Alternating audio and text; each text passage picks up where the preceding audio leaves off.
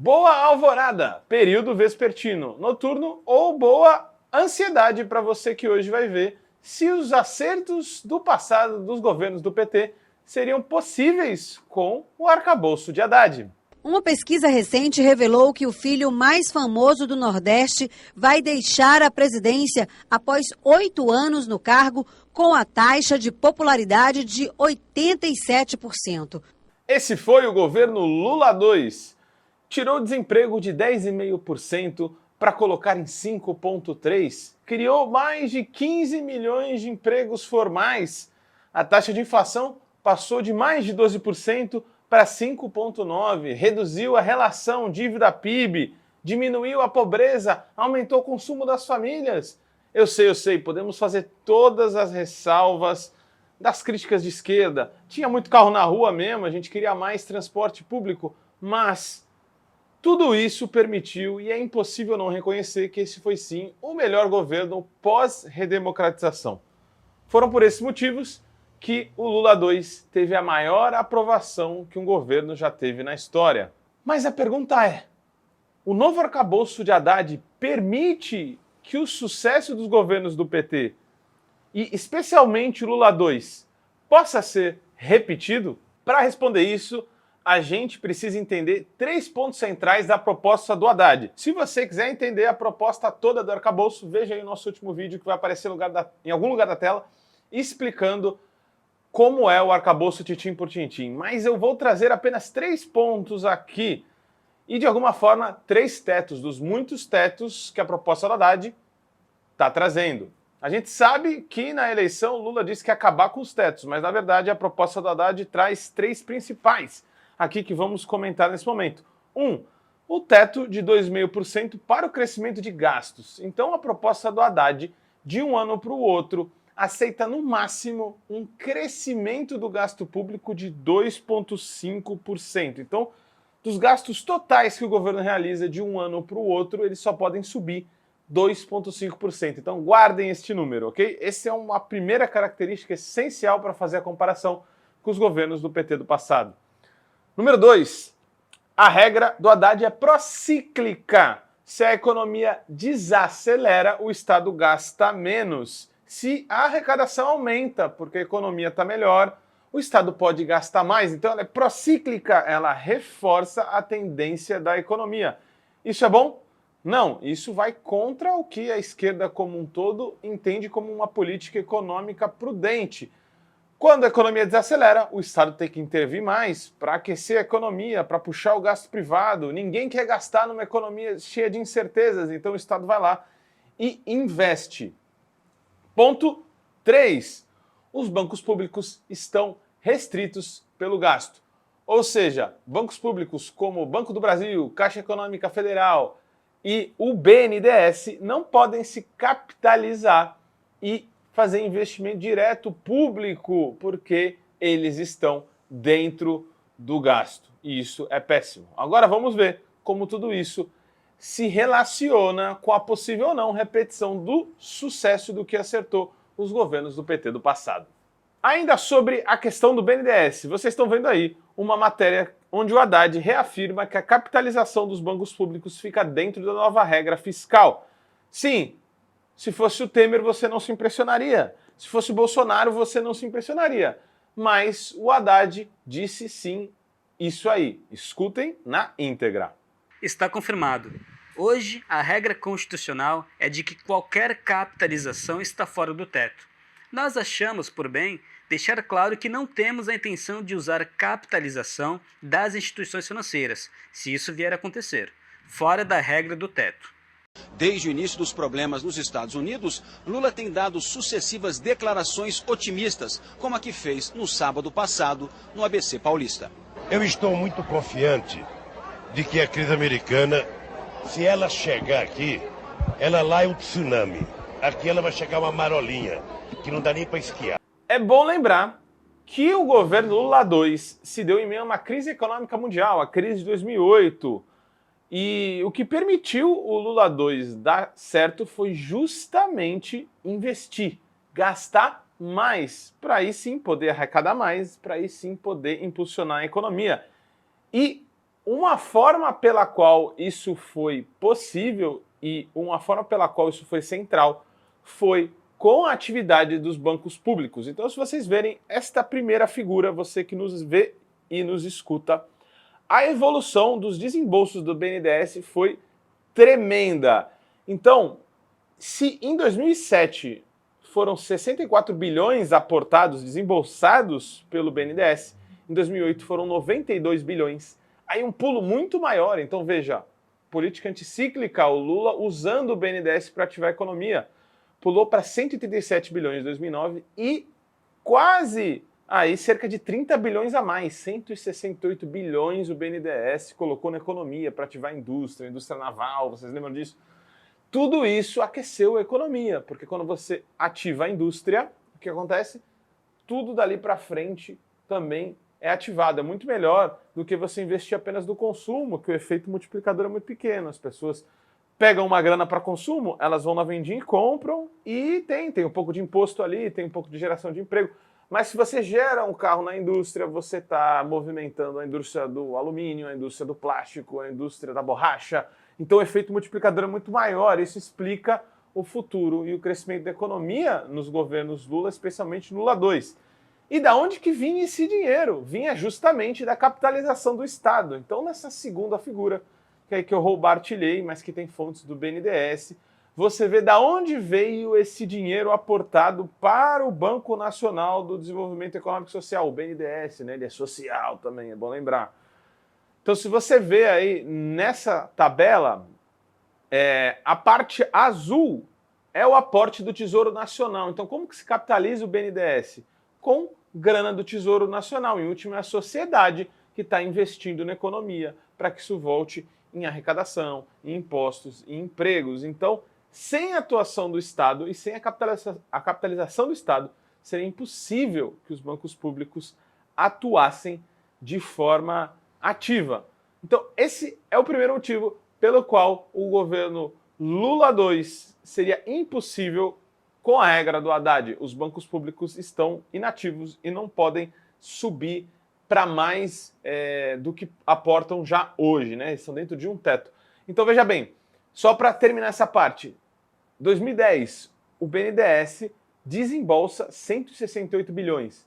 Vocês estão vendo quanto que o Haddad está buscando de arrecadação para poder investir ano que vem? 150 bilhões. Ou seja, só o que o BNDES aportou em 2010 já seria praticamente todo o esforço fiscal que o governo quer fazer no ano que vem. Então veja como é tímido e como é liberal e como é fraca a proposta do Haddad. Ponto 2. O Estado atuou de forma contracíclica. Digamos assim, keynesiana, principalmente no Lula 2. Se a gente for ver aí essa tabela que vocês estão vendo na tela, para quem nos escuta, ela está falando sobre o crescimento real do PIB e a despesa primária recorrente. Ou seja, quanto que o governo gastou e quanto que o PIB cresceu. Aí eu quero que vocês deem uma olhada bem em 2008. Em 2008, o gasto do governo diminuiu, foi a patamares bem baixos, ali cerca de 1%, né? Então, diminuiu o aporte do governo. Não à toa, no ano seguinte, a economia deu uma colapsada. 2009 teve déficit, o PIB foi para menos 0,2%, a economia contraiu. O Estado gastou menos no ano anterior. No ano seguinte, a economia contraiu. E o que o Lula fez? Vamos gastar, vamos investir. Nesse mesmo ano em que a economia contraía e no ano seguinte, o Estado gastou muito mais que os 2,5% que o Haddad propõe. Cerca de 8% o Estado gastou em 2009 e em 2010 mais de 5%. Então, se você for ver a soma dos 2 anos, foi muito mais do que o Haddad está propondo. Não à toa, já em 2010 houve uma reação da economia. E lembra? O Brasil invadiu o mundo, PIB de 7,5%. O Brasil vai pegar a China, o Brasil vai ter Olimpíada, o Brasil vai ter Copa do Mundo, o Brasil é um hit. Foi exatamente esse tipo de política econômica que fez o Brasil ser um hit internacional e o Lula ser considerado um terceiro mundista daqueles, um grande estadista e, inclusive, possibilitou de eleger a Dilma para a continuidade dos governos petistas, uma um tanto desconhecida na época. Então, a regra de relação arrecadação contra despesa do Haddad, ou seja, na regra do Haddad, o Estado só pode gastar de cada 10 dinheiros que arrecada mais, 7 dinheiros, certo? Nunca pode gastar mais do que arrecadou, então não pode superaquecer a economia para isso acontecer. Então, 2009, 2010, ou 2008, 2009, 2010, nós estaríamos não na marolona de sucesso do Lula, mas nós estaríamos na sarjeta. Por quê? É procíclica a proposta do Haddad. Ela determina que se a gente não fizer superávit, não pode nem gastar 7 de cada 10 dinheiros, só pode gastar 5. Isso quer dizer que se em 2008, 2009 a economia foi mal, no ano seguinte a gente aumenta a crise, a gente pode gastar menos ainda, a gente prolonga a febre do mal-estar econômico. Então quer dizer que jamais seria possível reverter as coisas como Lula fez nesse período histórico. Mais um ponto pelo qual é impossível repetir o sucesso do passado petista com a regra do Haddad. Ponto 3. Quanto mais gasto, mais receita. O Haddad parte de um pressuposto que as receitas vão salvar o governo e só com mais receitas é que se pode chegar ao topo. Oh, meu Deus, 2,5%. Que coisa ridícula, né, gente? 2,5%. Mas só se arrecadar, mais vai poder chegar nesse 2,5%. Quando a gente vê que, como a gente disse agora, mais gasto público impulsiona o crescimento da economia e o crescimento da economia impulsiona a arrecadação, a gente vai entender que o quê? É preciso gastar mais para poder arrecadar mais. E é exatamente isso que a gente viu.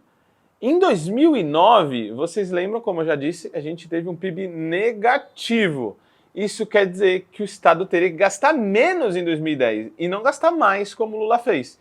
Isso quer dizer que a arrecadação não voltaria a aumentar, ela continuaria lá embaixo. Então, se vocês verem o 2009, a arrecadação vai lá para baixo porque o PIB foi lá para baixo. 2010, a arrecadação provavelmente continuaria muito tímida, porque o Estado não teria uma ferramenta contracíclica para impulsionar o crescimento e, por conseguinte, a receita. Então, a receita ficaria colapsada por muito mais tempo do que ficou. Então, pensem bem, sem investimento, sem crescimento, sem crescimento, sem receita. Sem receita, não dá para fazer política pública, não dá para garantir as promessas de campanha. Ponto 4. Essa aqui é séria e é triste, hein? Vamos chocar pessoas agora, vamos chocar pessoas. Você aí, meu petista, meu amigo petista, eu te chamo para essa luta. O arcabouço tem que melhorar, ele é muito ruim. E vou te chocar com essa notícia. O nível de gasto público proposto pelo Haddad de investimento social é menor do que o Fernando Henrique, o príncipe privatista, aquele sacana neoliberal do PSDB. Ele gastou mais no FHC2 do que propõe a regra do Haddad. Então, se vocês forem ver aí a taxa de crescimento da receita e do gasto público com FHC e o Lula, vocês vão ver que FHC e Lula gastaram mais do que propõe a regra do Haddad. Então, a gente pode prever um momento muito ruim. Lembra que o FHC foi péssimo para a economia, desemprego, foi tudo isso com uma taxa de gasto público maior do que a Haddad está propondo. Então, veja bem, se de 98 a 2002 a despesa total do FHC foi 4,50, quase 2 vezes o que o Haddad está propondo, no Lula, 2003 a 2010 foi 5,30, como vocês estão vendo nessa tabela aí. Mas se a gente isolar os investimentos públicos do Lula 2, a coisa é muito pior, muito pior. O gasto público teve uma evolução de cerca de 8,3% no Lula 2, mais de 3 vezes o que o teto de gasto público geral do Haddad propõe. Para quem está nos assistindo, nos vendo, está aí na tela. 8,3% foi o que gastou o Lula 2. Ponto 5, importantíssimo. Vou ser bem curto aqui. Estimativas estão mostrando de que se a regra do Haddad fosse aplicada desde o começo dos governos do PT em 2003, a gente poderia perder muito investimento social. O Davi Decache tem uma estimativa mais conservadora. 8 trilhões é o que a gente perderia de investimento com gasto social, investimento público, enfim, demanda efetiva gerada pelo Estado que aquece a economia. 8 trilhões, quase um PIB a menos, tira um ano de riqueza a menos investida na sociedade. E alguns estão falando em 10 trilhões, tá? Os mais radicais no seu cálculo. Então, isso significa algo muito ruim para nós. Conclusões, então, por hoje, meus amigos. O sucesso do governo PT do passado, os acertos do passado, ficariam inviáveis com a regra do Haddad simplesmente porque ela limita o gasto público, porque ela engessa os bancos públicos, porque ela, enfim, inclusive inviabiliza o aumento do salário mínimo se a economia cresce muito, porque o aumento do salário mínimo é muito investimento e vai competir com todos os outros setores da sociedade que vão estar circunscritos a apenas 2,5% de aumento total da receita, do gasto público, né? Então, esse é um ponto como conclusão aqui hoje. Outro ponto é que o Lula prometeu, e além do que já tinha entregue, ele falou isso, ele disse, eu estou voltando para fazer mais. O arcabouço só dá condições de isso acontecer se tudo ir bem na economia global, na economia interna, se todos os burgueses estiverem afim, se a China nos ajudar, se os Estados Unidos não quiser nos amassar, se a Ucrânia e a Rússia não escalar muito aquele conflito, enfim, se não houver uma crise mundial, talvez, com muita sorte, dê certo. Mas é muito temerário. Se algo der errado, tudo vai dar muito errado. Acho que um ponto principal também a colocar. É bem possível que não só as promessas não sejam alcançadas com esse arcabouço, mas que também os gastos constitucionais com INSS, saúde e educação fiquem inviabilizados. Porque o teto de gastos de 7 dinheiros para cada 10 a mais arrecadados vai fazer com que os gastos constitucionais, que crescem a 100%, vão começar a competir com todos os outros. Então, se nada for feito, a gente vai ter um orçamento que só vai ter saúde, educação e a previdência, que cresce muito além da receita, muito além dos 2,5%, que aí o Haddad está colocando. Ou seja, claro, vão começar a atacar saúde, educação e previdência e vão querer desconstitucionalizar esses gastos. O Haddad está montando uma grande armadilha para gasto social. E por último, mas não menos importante, meus amigos, não sou eu que estou falando, o relatório da Unicamp, do Instituto de Economia, do SECOM está afirmando isso. Esse não foi o plano de economia que foi apresentado nas eleições. Se isso aqui fosse apresentado, a eleição seria ainda mais difícil. E que não estou falando que talvez o Lula não vencesse, mas ela seria ainda mais difícil em uma eleição que já foi realmente muito apertada. Por isso só, a gente já deveria lutar para colocar esse arcabouço muito mais à esquerda e deveria estar lutando para eliminar os tetos e aumentar muito, muito, muito os investimentos sociais. Essa é a nossa tarefa. Criticar o arcabouço, no fundo, é defender o sucesso do governo. Ficamos por aqui hoje. EcoSalve, dá uma comentada aí, dá uma criticada, interaja, faça esse vídeo chegar aí para a massa. Vamos junto, esse governo precisa dar certo.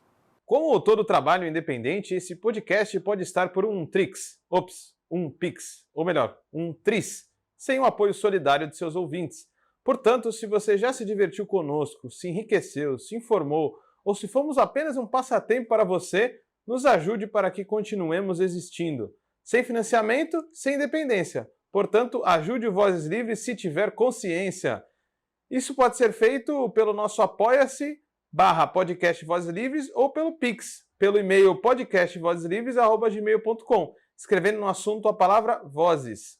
Nos acompanhe nas redes sociais, @livrescop e @livresprodutos do bem. O Vozes Livres é um podcast realizado pela Rede Livres e financiado pelo Sindicato dos Químicos Unificados de Campinas e Região e pela Federação dos Trabalhadores do Ramo Químico do Estado de São Paulo. Produzido coletivamente por Guilherme Prado, Vitória Felipe e pelo coletivo Orvalho Filmes, composto por Eduardo Ferreira, Gaspar Lourenço e Guilherme Bonfim.